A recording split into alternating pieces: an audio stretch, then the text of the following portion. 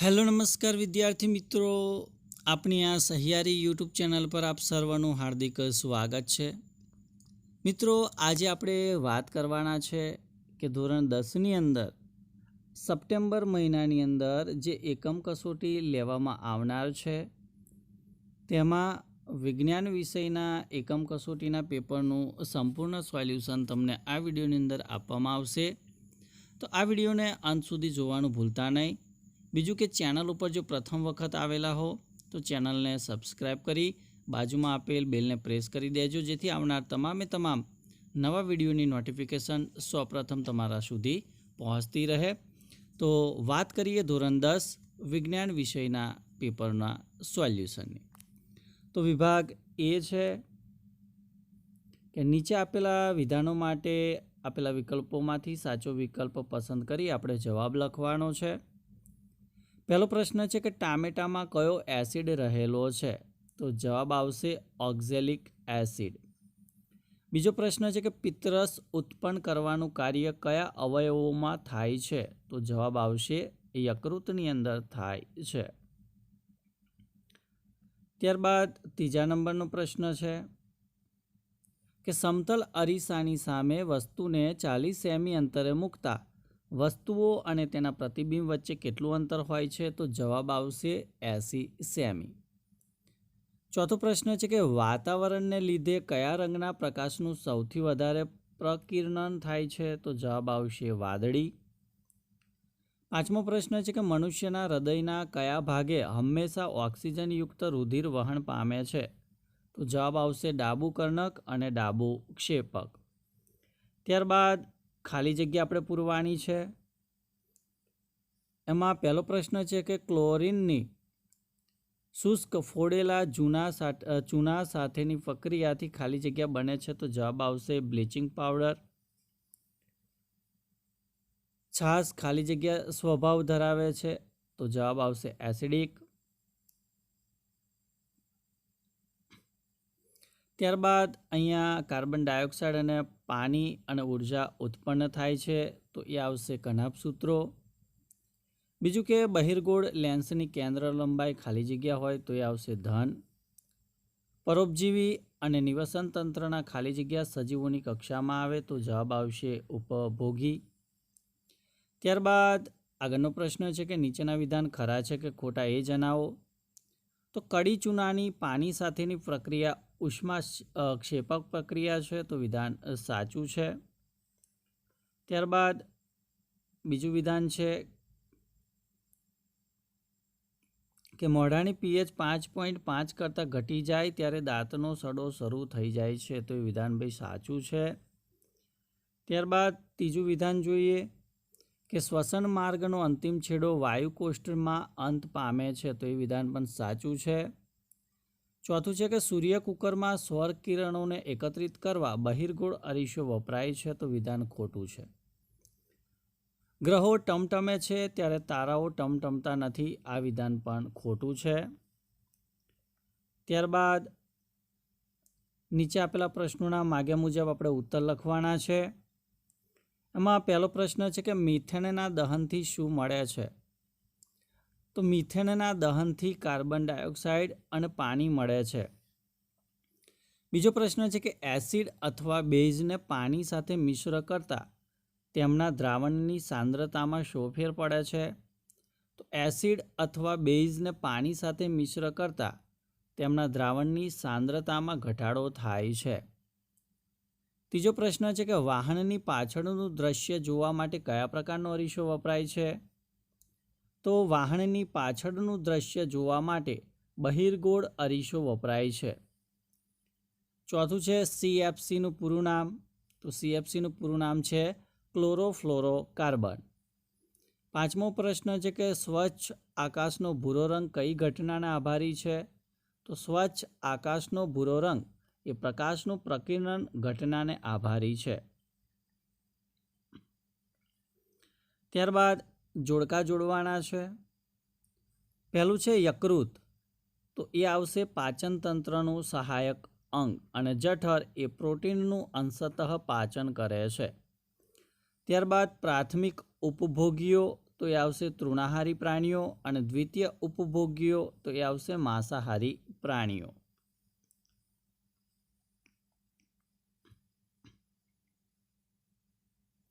ત્યારબાદ વિભાગ બી કે નીચેના પ્રશ્નોના 40 થી 50 શબ્દોની મર્યાદામાં માગ્યા મુજબ આપણે જવાબ લખવાના છે. તો પહેલો પ્રશ્ન છે કે મેગ્નેશિયમની પટ્ટીને હવામાં સળગાવતા પહેલાં શા માટે સાફ કરવામાં આવે છે? તો મેગ્નેશિયમ ધાતુ ખૂબ જ ક્રિયાશીલ હોવાથી તેને હવામાં ખુલ્લી રાખતા તેની બહારની સપાટી પર મેગ્નેશિયમ ઓક્સાઇડનું નિષ્ક્રિય પડ બને છે. એટલે કે Mg+O2 એટલે કે MgO. આ MgOના નિષ્ક્રિય પડને કાચ પેપર વડે સાફ કરવાથી મેગ્નેશિયમની પટ્ટી સરળતાથી ઓક્સિજન સાથે પ્રક્રિયા કરી શકે છે. બીજો પ્રશ્ન છે કે ધોવાનો સોડા અને બેકિંગ સોડાના બે મહત્વના ઉપયોગો જણાવો. તો ધોવાના સોડાના ઉપયોગની વાત કરીએ તો કાચ, સાબુ, કાપડ અને પેપર ઉદ્યોગમાં પાણીની સ્થાયી કઠિનતા દૂર કરવા માટે, જ્યારે બેકિંગ સોડાના ઉપયોગની વાત કરીએ તો એન્ટાસિડ અને ચેપનાશક તરીકે સોડા એશનો ઉપયોગ આગ બુઝાવવા માટે પણ કરવામાં આવે છે. ત્યારબાદ પ્રશ્ન 3 કે આપણા શરીરમાં ચરબીનું પાચન કેવી રીતે થાય છે અને આ પ્રક્રિયા ક્યાં થાય છે? તો પિત્તરસના પિત્તક્ષારો ચરબીના મોટા ગોલકોને વિખંડિત કરી નાના ગોલકોમાં રૂપાંતરિત કરે. આ ક્રિયાને તલોદીકરણ કહે છે. સ્વાદુરસનો લાઇપેઝ ચરબીનું પાચન કરે છે અને ફેટી એસિડ અને ગ્લિસરોલમાં રૂપાંતર થાય છે. આ પ્રક્રિયા છે નાના આંતરડાની અંદર થાય છે.